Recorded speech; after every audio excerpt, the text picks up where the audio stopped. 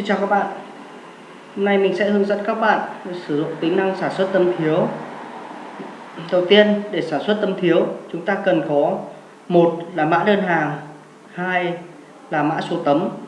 Thì mã số tấm các bạn lấy trên tem, còn mã đơn hàng thì đây chúng ta có thể thấy ở trên đơn hàng của chúng ta, hoặc chúng ta lấy ở phần sản xuất là có những cái phần mã đơn hàng của chúng ta.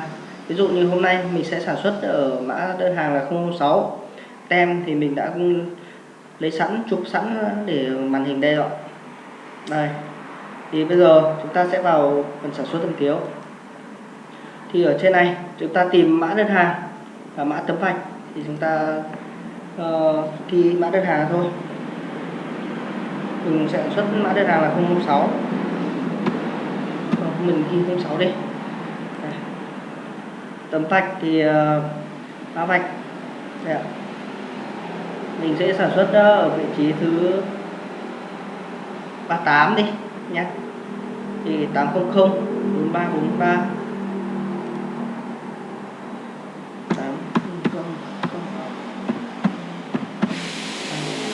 tìm kiếm mã đơn hàng, mã số tấm, gọi là thêm nhé.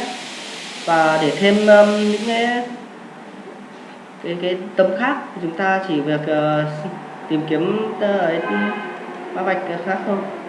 Đây mình sẽ tìm tiếp ở vị trí thứ 34 đi, 4301 nhé. 4301. Các bạn cũng ấn tìm kiếm. Đây ạ. Các bạn ấn thêm nhé. Đây.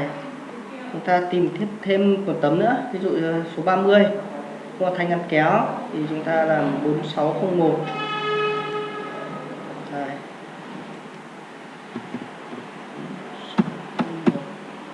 Các bạn tìm kiếm, các bạn thêm.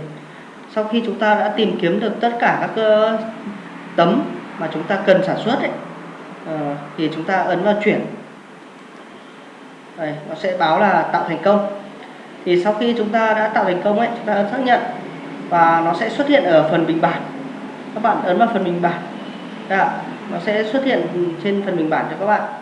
Đây là 3 tấm mình vừa tìm kiếm. Các bạn ấn tích và ấn bình bản bình thường và sản xuất bình thường.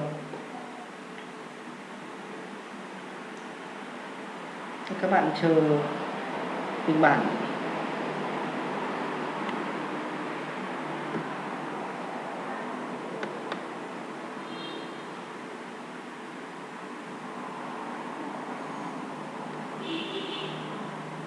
Đây, như vậy là chúng ta đã có cái sơ đồ cắt ở trên này.